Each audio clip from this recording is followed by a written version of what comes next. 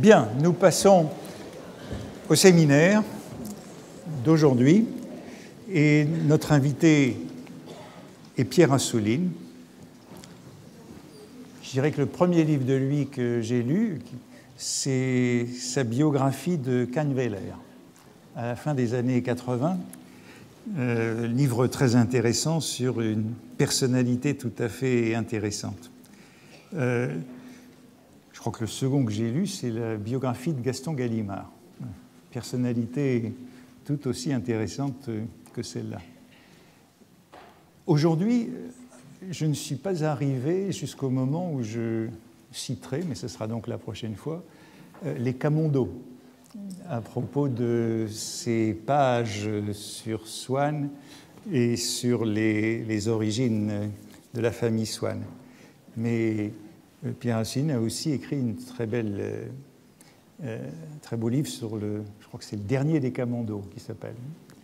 Et bon, personnalité importante dans ce milieu proustien. Bon, il a écrit et publié tellement de livres que je ne vais pas en citer beaucoup. Le dernier, je crois, c'est celui qui s'appelle Une question d'orgueil, publié chez Gallimard l'année dernière, en 2012, et qui est une biographie romancée, encore une fois.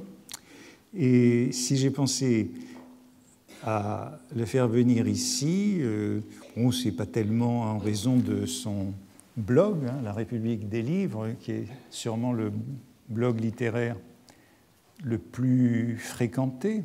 Je crois que c'est le blog littéraire le plus fréquenté en français, j'imagine. Je ne connais pas le palmarès des fréquentations, mais c'est parce qu'il a publié il y a 2 ans un ouvrage qui est intitulé Autodictionnaire Proust, dans la collection Omnibus, et que je pensais donc qu'il avait quelque chose à nous dire de la manière dont il avait lu Proust, puisque c'est la question que j'ai posée à tous ses invités, comment ils ont lu Proust, dans quelles circonstances, et ce que Proust leur a apporté tout au long de leur vie personnelle et professionnelle. Et le titre que vous avez proposé, c'est Tom Proust, biographie, ce qui reste un peu mystérieux pour moi, mais le mystère va sûrement... Pour moi aussi, oui. Ah bon, ah bon. Mais alors ça ne va pas, le mystère ne va pas s'éclaircir. On va voir. Merci en tout cas de votre invitation, qui me touche beaucoup, qui m'embarrasse parce que le principe même de l'exercice auquel vous nous conviez, quand on est invité chez vous, c'est l'exercice de l'immodestie. Non pas que les écrivains soient immodestes par nature, loin de là, mais en public, c'est plus difficile, puisqu'il faut parler de soi. Et bon, on va essayer. D'ailleurs, j'ai failli dire, il faut parler de Swann. Vous vous rendez compte déjà. Alors, proustienne, proustien, proustologue, proustophile, proustomane, proustolâtre, proustifiant, et sait-on jamais proustophobe? Que de monde, qui eût dit que tant d'amateurs de littérature se seraient damnés depuis un siècle pour un entiché d'altesse qui n'était peut-être même pas leur genre. En tout cas, merci de m'admettre en votre compagnie. Je remarque au passage que ceux qui se sont dit, grâce à une tempête de neige, on aura une place chez Compagnon, se sont trompés. Même en cas de tempête, c'est complet chez vous. Je sais qu'il y en a 3, c'est vous, c'est Confucius et la Bible. C'est les 3. C'est une religion. C'est une religion. Alors j'ai oublié quelque chose dans ma liste de Proustiens. En fait, pour le commun des lecteurs, que vous n'êtes pas, bien sûr, le rouge et le noir, c'est Stendhal. Mais pour d'autres, c'est à la fin du côté de Guermantes, quand, au moment d'aller dîner, alors qu'ils sont pratiquement montés en voiture dans la cour de leur hôtel, le duc de Guermantes dit en substance à Oriane « Mais enfin, c'est impossible. Des souliers noirs avec une toilette rouge, vous n'y pensez pas. » Et Proust de prendre prétexte de ce détail, somme toute trivial, pour se livrer à travers de discrets échanges entre le duc, la duchesse et Swann, à une éblouissante et pathétique méditation sur la mort. Eh bien, pour nous, le rouge et le noir, c'est ça. Beaucoup plus que Stendhal. Ceci pour dire que le problème, avec vous, avec nous, puisque nous en sommes tous ici, et avec quelle jubilation, le problème, c'est que tout se ramène à Proust. On a tendance à dire qu'on n'invente rien, que tout est dans la Bible, et que ce qui ne s'y trouve pas est dans Shakespeare. Entendez la petite voix dans le fond et le doigt levé qui dit « et dans la recherche du temps perdu aussi ». Nul n'est moins mort que Proust. L'abbé Munier pourrait le dire aujourd'hui encore. D'ailleurs, peut-être vous êtes au courant de l'événement qui va se dérouler jeudi à 13h. Certes, la poursuite du conclave en la chapelle Sixtine, mais il y a plus important encore. Je suis sûr que vous l'ignorez, vous qui savez tout sur Proust. C'est le chat, vous savez ce que c'est qu'un chat, hein? Oui. Oui. C'est le chat en direct organisé par la direction du grand quotidien britannique The Guardian entre ses lecteurs et Christopher Prendergast, professeur émérite à Cambridge, traducteur et éditeur de la nouvelle version de In Search of Lost Time. Il répondra à toutes leurs questions et dévoilera un peu de son travail en cours sur Proust et le scepticisme. Pas actuel, Proust. Vous vous rendez compte qu'aujourd'hui, en 2013, en Angleterre, c'est de ça dont on parle. Proust et le scepticisme et tout le reste. En direct, sur le site d'un grand quotidien britannique. Je vois que vous allez suivre le chat jeudi à 13h. Quand on est un lecteur, c'est déjà pesant. Cette prison qu'on se donne, cette grille de lecture qui propose non pas une vision du monde, ce qui serait d'un intérêt relatif, mais bien une sensation du monde, ce que peu d'écrivains peuvent donner. Je ne citerai que Virginia Woolf, pour ne pas ouvrir les hostilités avec les autres. On ne voit guère qu'elle, à l'époque, qui ait su, comme Proust, avec un tel génie de la forme, reposant sur une alliance si puissante de la sensibilité et de l'intelligence, traduire l'émigration des sensations du monde visible dans l'invisible. Encore qu'un lecteur éprouvé, qui se lance tardivement dans l'escalade de la recherche du temps perdu, possède des armes pour se défendre, dont un jeune lecteur ne dispose pas. On serait intimidé à moins. Je le sais parce qu'il se trouve que je suis aussi un peu enseignant, professeur, et il se trouve que mes étudiants sont parmi vous cet après-midi. Je suis chargé, en général, de leur apprendre à écrire, avec Proust, entre autres. En fait, pour tout vous avouer, je le mets à toutes les sauces. Et l'année dernière, j'avais commencé en leur demandant de tweeter la recherche. Un tweet de 140 signes pour résumer 7 volumes. Alors ils se sont regardés, effrayés. Ma grande crainte était que l'un me demande « C'est quoi la recherche ?» Finalement, un doigt s'est levé et une étudiante a timidement demandé « C'est quoi un tweet ?» Je me suis dit alors que tout n'était pas perdu. Il est vrai que ce sont les étudiants de Sciences Po, mais tout de même. Après tout, avant même l'invention de Twitter, Gérard Genette avait bien réussi à résumer toute la recherche en un tweet de 24 signes. Marcel devient écrivain. Mais quand on n'est pas seulement lecteur, mais qu'on se pique d'écrire, est-ce que vous imaginez comment être quelqu'un dans un pays où Proust est tout ? Imaginez un peu le désarroi du romancier français débutant. À moins qu'il veuille être Bret Easton Ellis ou rien, il lui faut d'abord gravir cet Everest, puis en redescendre, et après quelques vertiges, se résoudre à inventer d'autres montagnes en littérature, dût-il, dans un premier temps, se contenter de monticules. C'est l'une des raisons qui m'ont fait écrire tardivement mon premier roman, non sans avoir publié auparavant une quinzaine de livres. Comme si dans ce pays, la France, toute prétention à la fiction imposait d'abord de se mesurer à la recherche. Ce n'est même pas l'école ni le lycée qui nous y poussent. Eux, ils nous pousseraient plutôt à affronter la comédie humaine, les Rougon-Macquart, les hommes de bonne volonté. Mais c'est plutôt quelque chose comme la légende et le mythe qui nous font défier la recherche sur son terrain tout en sachant que c'est perdu d'avance. Voilà pour le romancier. Alors vous imaginez le biographe. Pour avoir publié 10 biographies, ainsi qu'un certain nombre d'articles sur la biographie, un art dont je ne suis même pas sûr qu'au fond, il était bien mon genre, j'en porte la marque, là, sur le front. Biographe. N'exagérons rien, ce n'est pas le B de la lettre écarlate. Mais enfin, ça m'a valu, et me vaut régulièrement encore, des propositions, parfois les plus farfelues, des éditeurs. Il y a bien des années déjà, l'un d'eux, à la tête d'une grande maison que je ne nommerai pas, m'invita à déjeuner et me piégea au dessert en me faisant, comme on dit dans les films de gangsters, une proposition qui ne se refuse pas.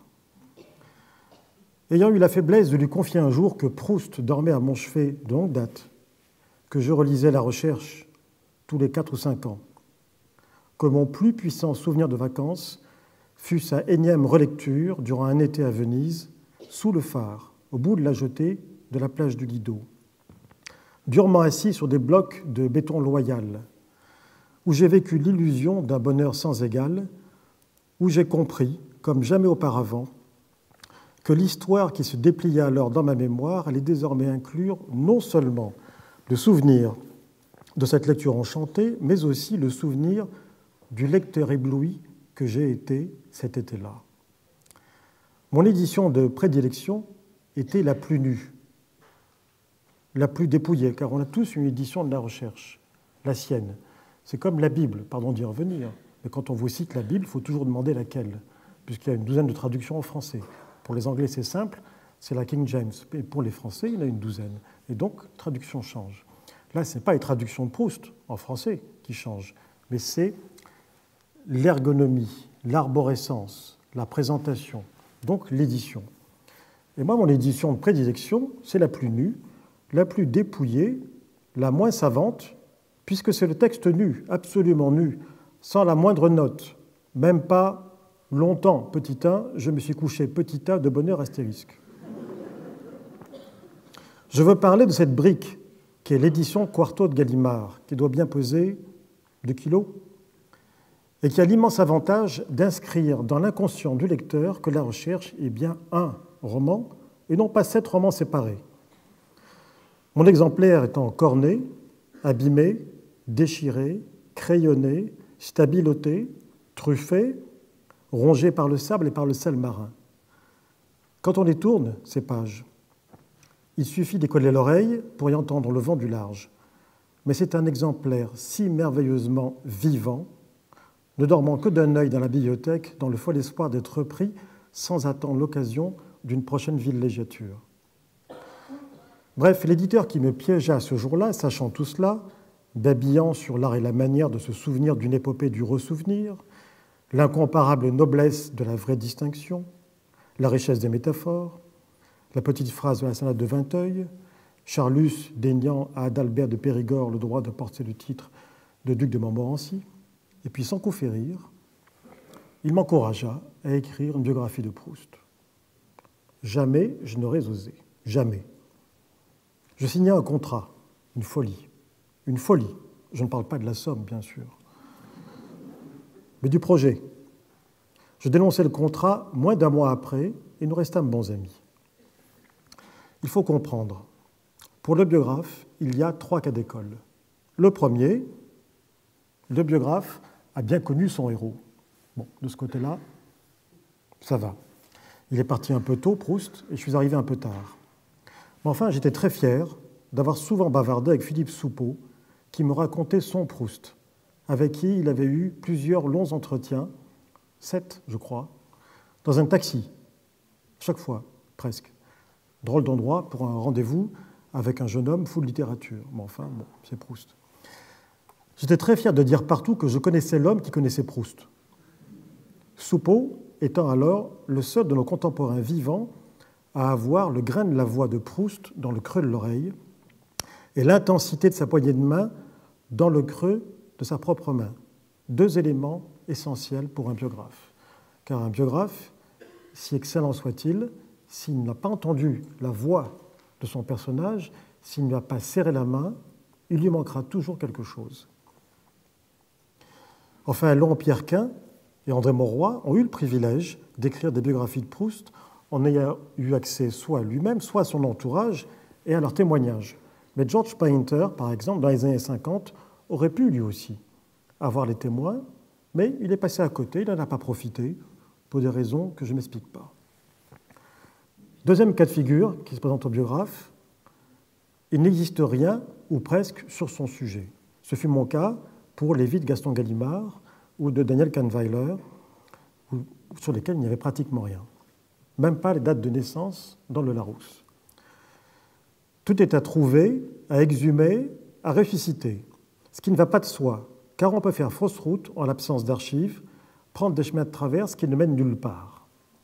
Troisième cas de figure, on a beaucoup écrit sur son héros, qui a lui-même beaucoup écrit. Et avant toute chose, il faut déblayer le terrain, c'est-à-dire tout lire par conscience professionnelle. C'est le cas de notre homme. Je l'avoue, c'est l'un des aspects qui m'a découragé. Ces milliers de lettres, billets, articles, brouillons, paperoles, bon, j'en ai lu énormément. J'ai lu toute la correspondance quand j'ai fait le dictionnaire. C'était dans un but bien précis. Mais là, ce n'est pas uniquement la correspondance, c'est tout. Tout ce qui sort de sa plume, et c'est énorme. Sans compter l'énormité de la bibliographie proustienne, l'Himalaya de la proustologie, première internationale universitaire canal historique, qui entretient des services de décryptage et de renseignements généreux jusque dans l'archipel nippon. Que les fondations de la recherche du temps perdu aient tenu bon, que cette cathédrale de prose n'ait jamais été ensevelie sous le commentaire, l'analyse, l'exégèse, et qu'elle ait survécu à la névrose génétique, témoigne de sa capacité de résistance hors du commun et de sa véritable puissance. On voudrait leur dédier ce passage du temps retrouvé dans lequel Proust évoque, je cite, « cette fuite loin de notre propre vie que nous n'avons pas le courage de regarder et qui s'appelle l'érudition ». J'avais eu à surmonter cet écueil en me lançant dans la biographie de Georges Simenon, mais c'était moins impressionnant, moins décourageant. Il est vrai que Simenon n'avait pas écrit de contre Sainte-Beuve, ce qui change tout. Enfin quoi, il faut être absolument inconscient pour se lancer dans la biographie de l'auteur de Contre Sainte-Beuve, bref traité de disqualification par anticipation de tous les prétendants à la biographie de Proust. Il a jeté l'interdit, établi le tabou pour toute biographie d'écrivain. Alors vous pensez une biographie de Proust lui-même. Bizarrement, on se sent tenu de les défendre, envisagés en bloc comme une corporation mal aimée, ces biographes, contre les Proustiens. Tout ça, c'est la faute aux malentendus du contre Sainte-Beuve. Ces malentendus ont tétanisé les biographes, et pas seulement ceux de Proust, cloués au sol dès l'envol par l'injonction devenue si fameuse qu'elle en est une tarte à la crème. Mon ami, l'éditeur Bernard de Fallois, en est grandement responsable.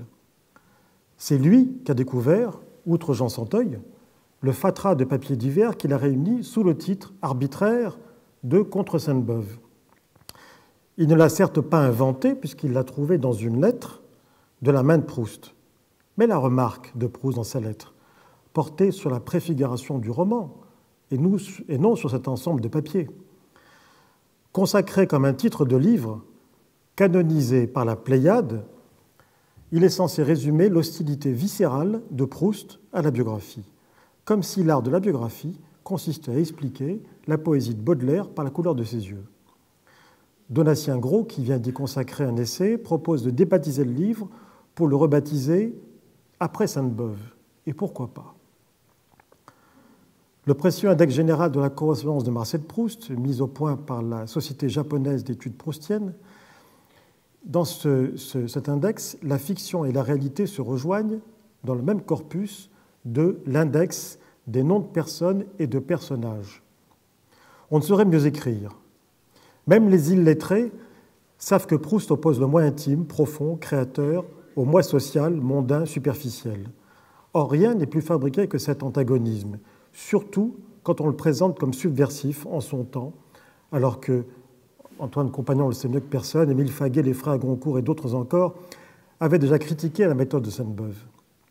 Jean-François Revel avait déjà bien montré que cela reviendrait finalement à opposer au moi qui dîne en ville, et le raconte dans ses livres, un moi qui ne mange jamais. Comme si son grand livre, le grand livre de Proust, n'était pas irrigué par sa vie, tandis que son sang coule dans toutes les veines de ses chapitres.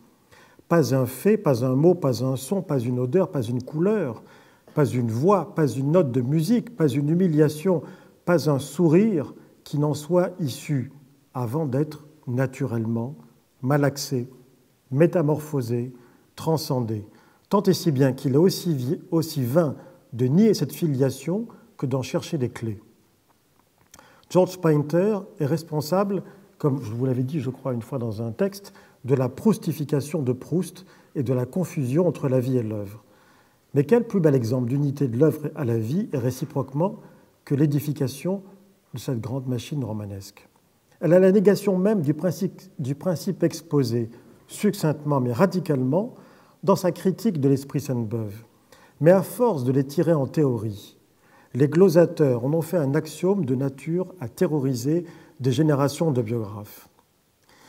Car si Proust l'a dit, n'est-ce pas, il n'y a plus qu'à ranger les instruments de l'enquête et à changer de genre.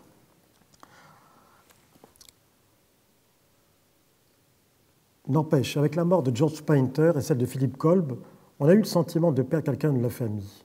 Eux, et puis aussi Quint, Mauroy, Diesbach, Tadier, Chittati, Rachimov, ils l'auront tant aimé. Moi, je l'aime tout autant, et ma dette est infinie. Mais s'il m'a donné, je ne lui ai rien rendu en échange, abdiquant toute prétention à ajouter mon propre commentéruscule au commentaire infini déjà suscité par Proust et son monstre, sous peine de me tourner en ridicule. Et pourtant, comment un écrivain ne serait-il pas tétanisé par l'ombre portée de Proust? Un universitaire réussira mieux à s'emparer d'un mythe qu'un écrivain trop impressionné. Quel parti pris aurait été le mien? À vrai dire, ni Proust ni Sainte-Beuve, dans la mesure où on en a fait deux absolus de la critique littéraire, exclusifs l'un de l'autre. Mais si l'on prend la peine de nuancer leur jugement, on se laisserait volontiers aller à une critique qui intégrerait Proust et Sainte-Beuve. Combien de fois Proust lui-même est-il sorti du texte seul, du texte nu, pour s'aventurer dans le dédale de la vie et en tirer une information?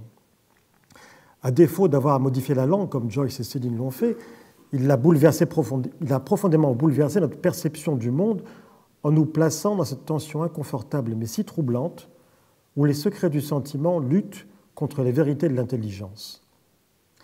Proust a l'air de revisiter des lieux tristes, d'avoir été heureux. Comment n'être pas désespéré en se laissant convaincre par sa lecture que certaines heures de notre vie ne ressusciteront jamais? Proust m'entretient. Entendez que Proust me parle personnellement.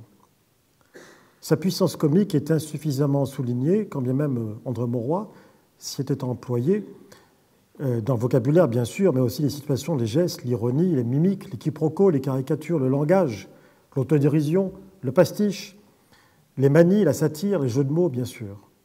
Rarement un romancier aura déployé un tel raffinement à se montrer farsesque.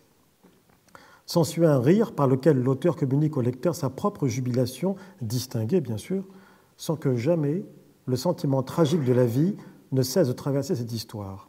Snob, Proust, on l'a tellement dit, on l'a tellement ramené Proust à la dimension décaduque de la recherche, alors que la recherche est une véritable enquête sociale, incomplète, bien sûr, puisqu'elle ignore l'école, l'armée, l'Église, l'université, la justice, le monde du travail. Bien sûr qu'elle est incomplète. Mais ce qui est extraordinaire, c'est qu'en étant incomplète, Proust est parvenu à dresser un si profond tableau des sentiments et de la société en resserrant la focale sur moi, ce qui m'intéresse le plus, à savoir les maîtres et les valets, les rapports entre les maîtres et les valets. La recherche témoigne de ce que l'inspiration n'est rien, que l'imprégnation est tout, davantage encore au fond que l'observation, laquelle vaut surtout par la disponibilité à se laisser impressionner, comme une pellicule photo, par les détails et par les mots. Proust est en ce sens le grand percepteur des vérités cachées. Tout à son exploration du réel, il sait comme nul autre déployer le détail des sensations jusqu'à épuisement. L'air de rien, il enseigne qu'est doué de sens artistique celui qui se soumet à la réalité intérieure. En fait, vous et moi. Il écrit par exemple que nous vivons auprès de gens que nous croyons connaître, mais qu'il nous manque l'événement qui nous les révélera autres que nous les savons. Je dois vous avouer que cette phrase seule a suffi à modifier mon regard sur le monde. Je l'ai même placé en épigraphe, je ne sais plus de quel livre, parce que ça a changé complètement ma façon de voir les choses. Lui, Proust, il nous pousse à la passion des nuances, qui n'est pas seulement l'enseignement même de la littérature, mais une leçon de vie. C'est un maître du regard. Il enseigne l'art du dégradé, de l'infime et du particulier. Et ça, c'est aussi une école de patience. C'est pour ça que beaucoup d'écrivains lui doivent énormément, sans même le reconnaître. Et puisque nous sommes invités à participer au roman, la fonction du narrateur étant aussi de faire partager l'invention de son œuvre au lecteur, autant y entrer selon le vœu de l'auteur, avec la conviction que notre vraie vie n'est autre que la réalité telle que nous l'avons sentie et non pas un réel prétendument objectif. Proust, je ne l'ai jamais entendu, évidemment, mais je l'ai beaucoup écouté. Sa voix m'accompagne.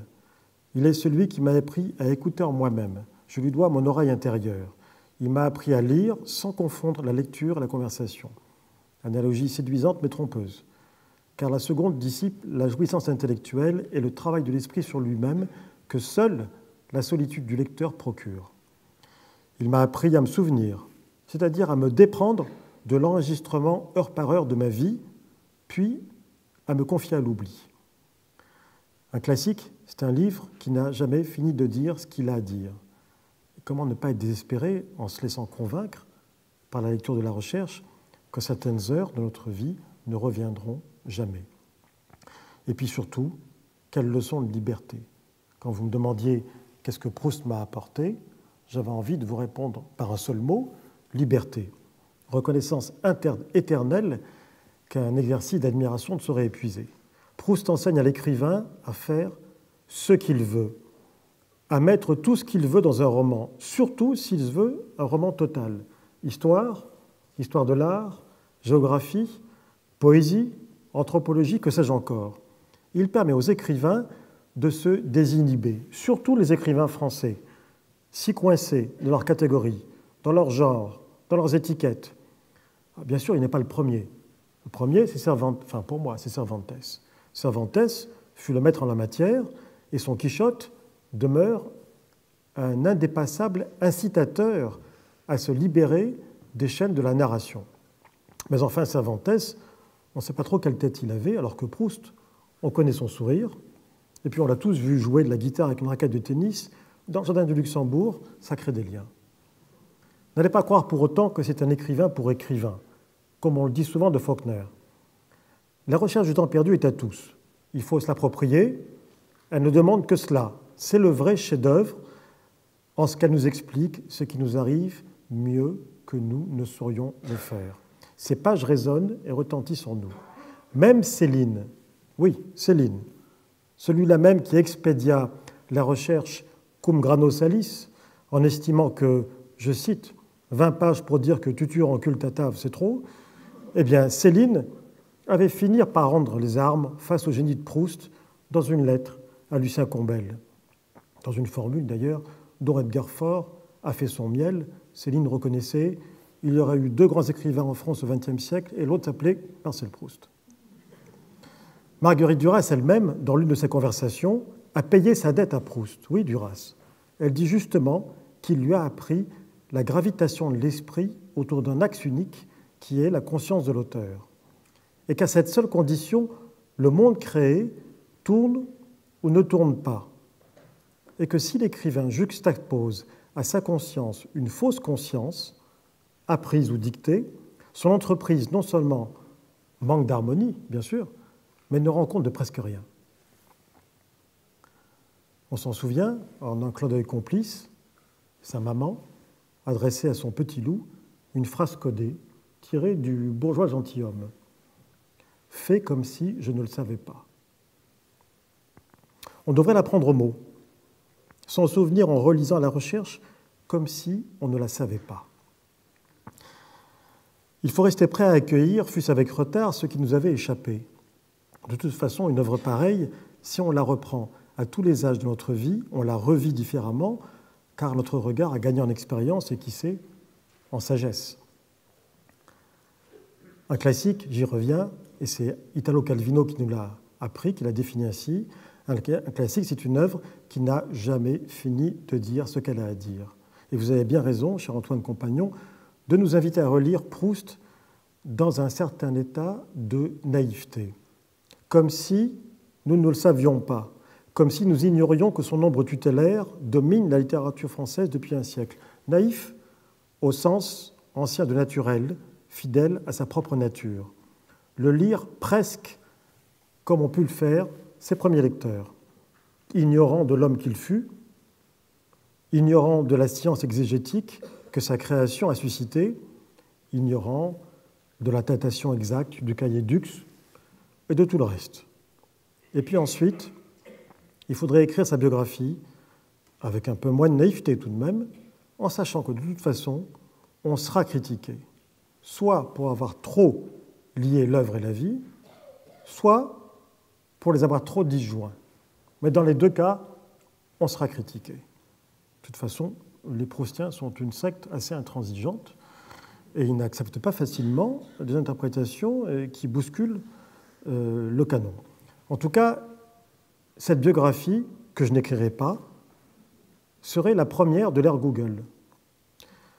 Non pas que le fait d'atterrir dans la chambre de tante Léonie par Google Earth, ce qui est possible, je l'ai fait, change quoi que ce soit à notre intelligence du texte, mais la numérisation des manuscrits, la mise en réseau des sources et l'association de signes permises par le moteur de recherche pourraient permettre quelques lueurs nouvelles, surprenantes, peut-être même inédites.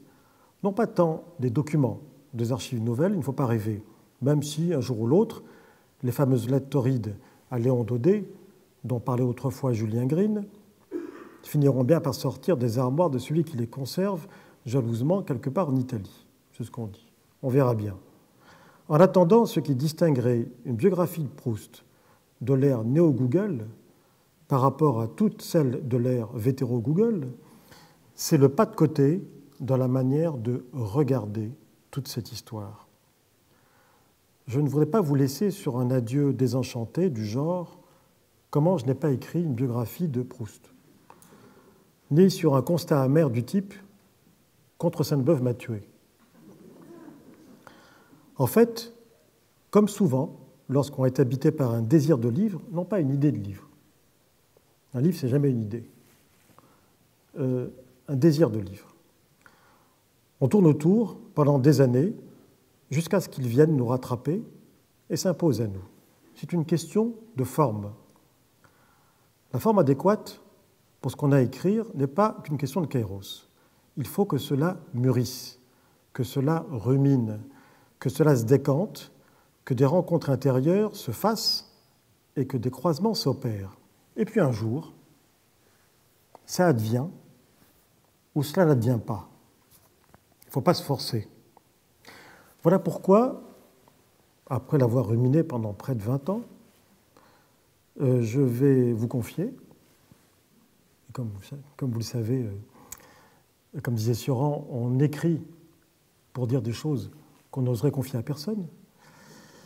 Voilà pourquoi j'ai probablement m'attelé, non pas à une vie de Proust, mais à une biographie proustienne à ma façon, à mi-chemin du roman et du récit historique, en cherchant à documenter l'exactitude absolue d'une époque avant de la balayer au moment de la restituer, pour mieux y asseoir sa vérité. Et de même que je vais raconter l'aristocratie israélite en France, au carrefour des 2 siècles, dans le dernier Decamondo, puis la famille Rothschild, vue par le portrait de la baronne Betty, peint par Ingres, je ressusciterai le monde de Proust, son univers familier, sa société, ses sociétés, à travers un personnage de la recherche. Ainsi pourra-t-on assister, peut-être, si j'y trouve une grâce qui me manque pour l'instant, pourra-t-on assister peut-être à la rencontre historique entre l'auteur et le narrateur hors des pages du roman. Cela pourrait s'appeler le vertige du temps, ou quelque chose comme cela. D'ailleurs, Proust a fréquenté chez Camondo. Il était l'ami du fils du comte, le jeune Nissim de Camondo, mort au combat pendant la Première Guerre mondiale et dont le nom et le prénom ornent l'entrée du musée Camondo, rue de Monceau. Et on verra bien si Nissim Bernard, grand-oncle de Bloch, ne doit pas son prénom à ce Nissim de Camondo, Nissim, pluriel de Nes, qui signifie miracle en hébreu. Ce n'est pas impossible, étant donné que l'éducation de Proust était plus proche du catéchisme que du Talmud Torah. Encore que la récente révélation de la dimension du pain azime de la petite Madeleine ouvre des perspectives inédites. Et votre énigmatique Tilala, Talim, on pourrait faire remarquer que Talim est le pluriel de Tala en hébreu. Encore faudrait-il savoir ce que ça signifie Tala et si ça existe en hébreu. On fera des recherches. Voyez-vous, un biographe ne pourrait s'autoriser à explorer l'inconscient hébraïque de Proust, fils de merveille, fils de mère veille. Et encore moins sa mémoire archaïque. C'est là sa limite. C'est là qu'il passe le relais au romancier documenté, cet écrivain libéré après avoir été un biographe frustré. Mais j'en ai déjà trop dit sur ce projet. Un mot encore. J'ai dédié 2 livres à un certain Marcel. C'est dire si je lui dois, mais ce n'était pas lui. Enfin, pas tout à fait lui. Autodidacte, tôt arraché au lycée, le mien n'avait jamais lu que des livres d'histoire. La Seconde Guerre mondiale l'occupait. À la fin de sa vie terrestre, il se tourna un peu plus vers la littérature, par curiosité et parce qu'il n'y a pas d'âge pour la découverte. Comme s'il n'y avait d'autre urgence alors qu'il s'apprêtait à faire le grand saut. Dans les derniers mois de sa maladie, il tomba sur la recherche, en poche, par mois oublié, dans un rayon de sa bibliothèque. Il se saisit du premier tome de cette œuvre au monde avant d'en être à son tour saisi pour la première fois. Il s'y plut et m'en parla. Son regard d'agonie éclaira le livre d'une lueur jusqu'alors inconnue. Du côté de chez Swann, reposait à son chevet, lorsque son âme se détacha de son enveloppe charnelle. Voilà pourquoi, en vous remerciant de l'avoir écouté, je dédie cette conférence à mon père, puisque c'est en citant ceux qu'on a aimés et admirés qu'on les garde vivants.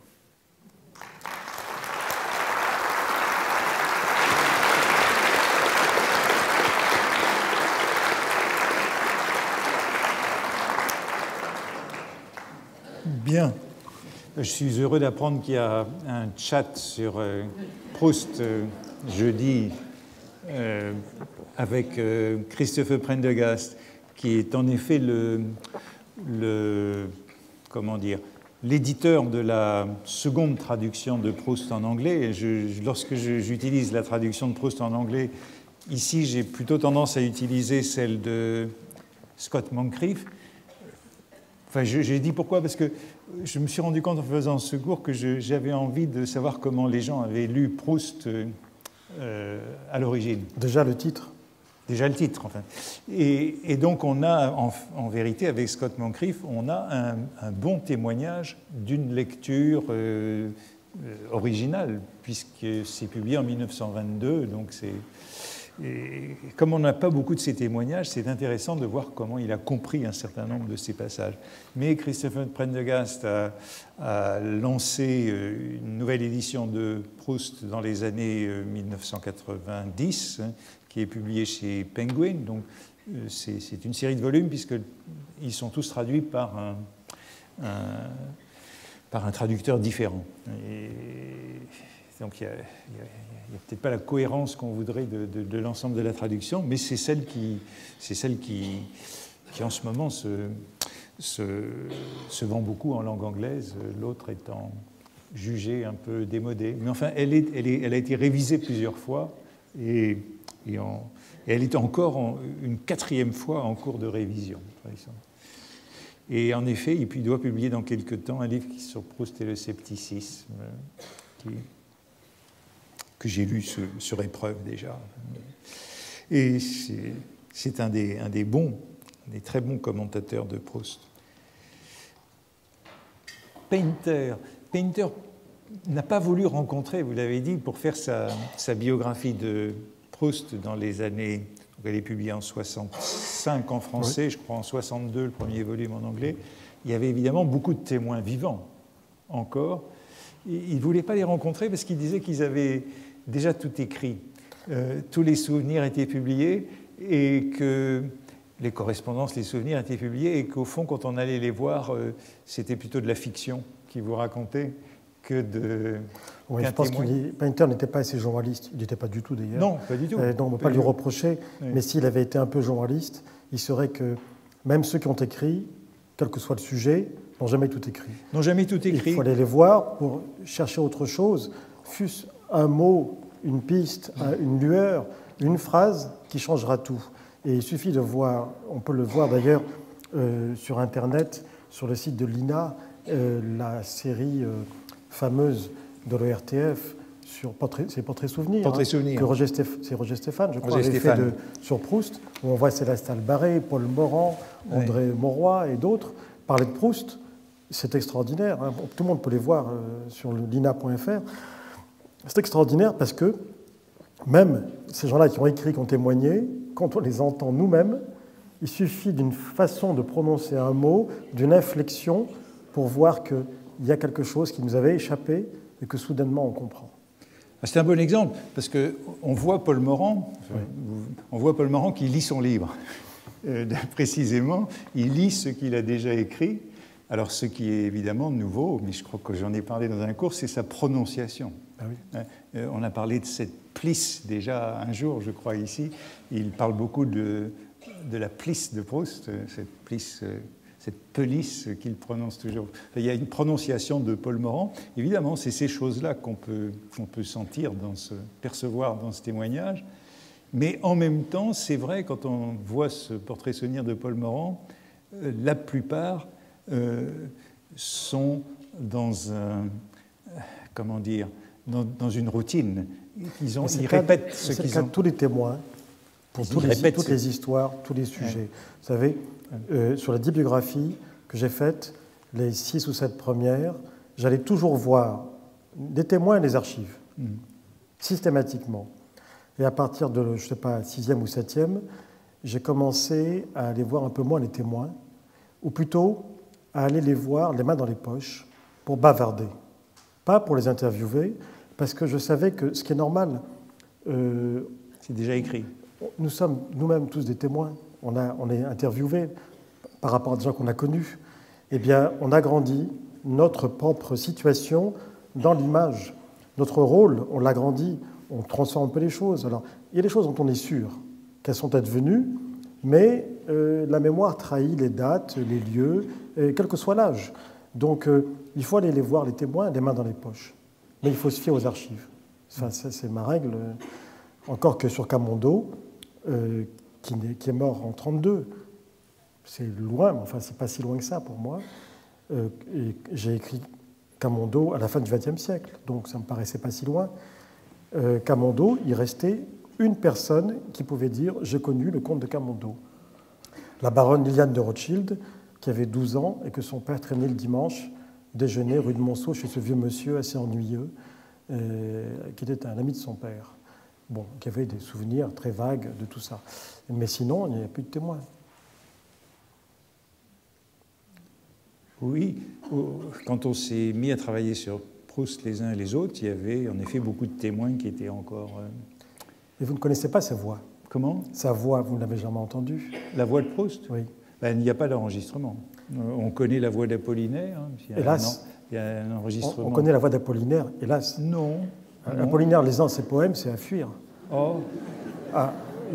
C'est terrible. Ah, c'est terrible. La chanson du mal-aimé. Lu par lui, mon Dieu. Oui, c'est un témoignage qui est... moi, c'est un témoignage qui m'intéresse. Ah oui, c'est un témoignage, mais ça ne donne pas envie de... Moi, j'adore Apollinaire, donc je préfère ne plus l'écouter. Oui. Mais ça manque, la voix de Proust. Mais c'est vrai qu'on pourrait avoir un enregistrement de Proust. On ne l'a pas.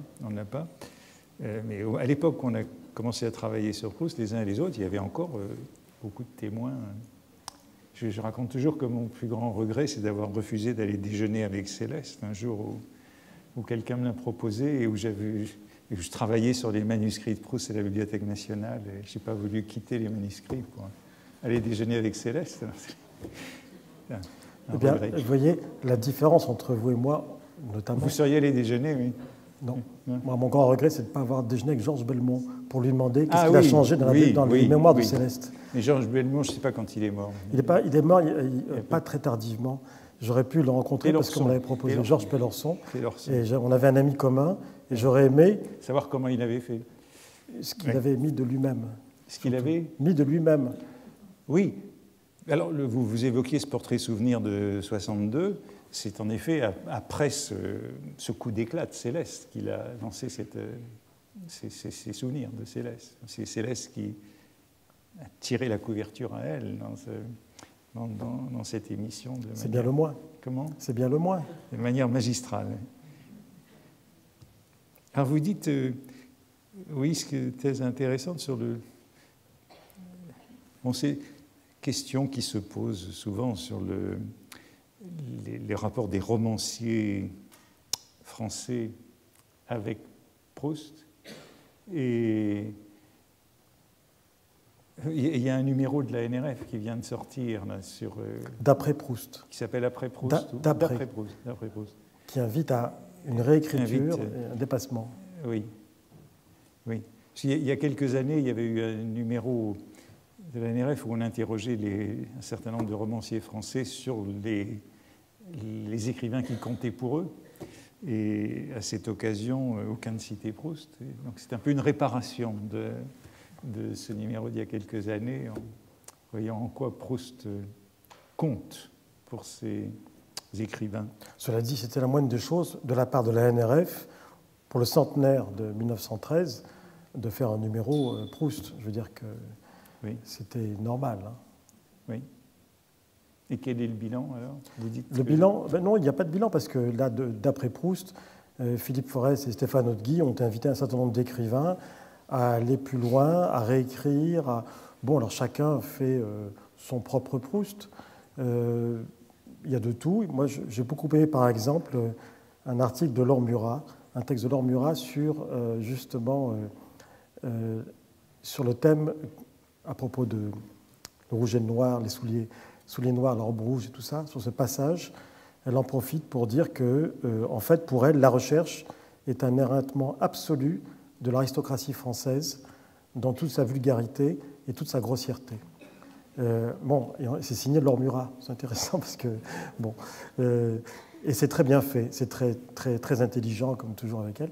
Donc il y a elle qui a fait cet article qui est très bien, puis il y a d'autres choses, vous n'avez pas encore lu ce recueil ? Je l'ai reçu, mais je n'ai pas encore regardé. Il y a des choses pas mal, il y a des choses pas mal du tout, oui.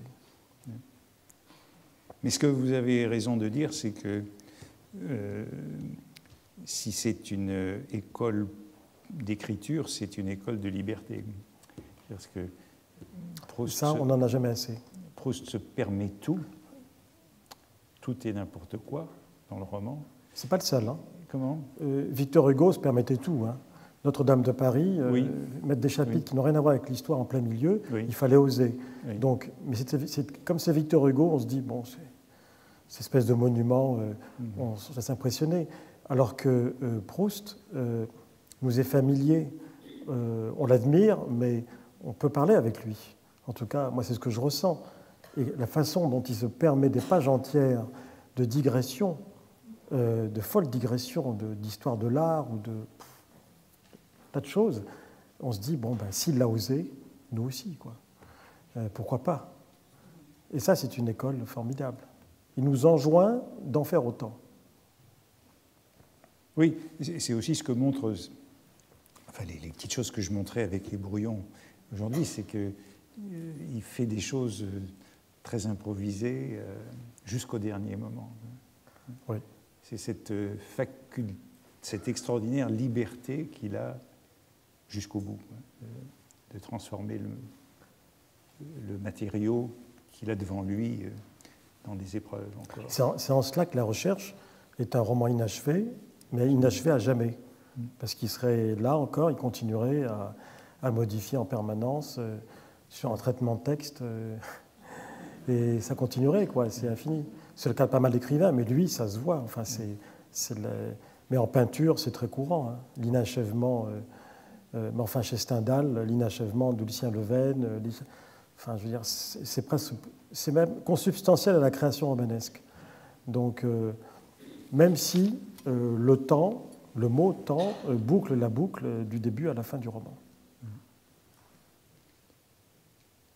Quant à une biographie néo-Google, je ne sais pas très bien ce que ça serait, mais... C'est une biographie qui se permettrait d'intégrer beaucoup de choses qui ne sautent pas aux yeux aux chercheurs quand ils s'intéressent à Proust. Et grâce à ces réseaux-là, il y a des tas de choses qui apparaissent et qui ne vous apparaissent pas quand vous êtes dans un centre d'archives. Ce qui m'arrive, comme à vous, tout le temps. Demain, je vais passer ma journée dans les archives. J'aurai des papiers sous les yeux, mais quand je suis face à l'ordinateur, par la vertu du clic, il y a des associations et par l'hypertexte, il y a des pistes auxquelles on ne pense jamais. Alors, ça peut encourager à la paresse, en se disant, tiens, là, je ne vais pas y aller, je vais regarder, et je tombe chez Tante Léonie. Ça, c'est pas très intéressant. Mais ce qui est intéressant, c'est que ça ouvre vers des horizons auxquels on n'aurait jamais songé. Parce qu'il y a toujours un article publié au Japon, en anglais, qui s'intéresse à quelque chose que vous ne soupçonniez pas et qui, parfois, vous donne une lueur. Et ça, c'est la vertu de l'Internet, quoi qu'on en dise. En plus, ce n'est pas à la place, hein, c'est en plus.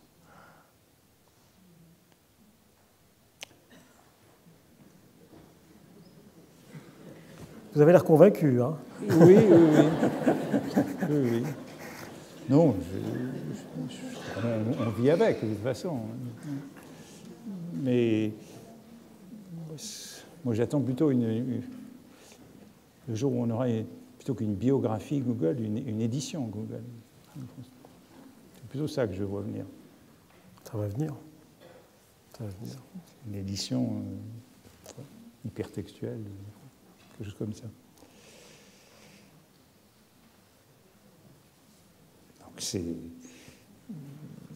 En effet, c'est au-delà du contre-Sainte-Beuve, c'est au-delà de cette malédiction. Mais je ne sais pas si elle a vraiment joué, parce qu'on dispose quand même de beaucoup de biographies de Proust. La bibliographie proustienne est extrêmement abondante, mais il y aura toujours de la place. Non, mais on dispose de beaucoup de biographies. Oui, de biographies, oui. Oui, il y en a beaucoup. Enfin, beaucoup, il y en a quelques-unes.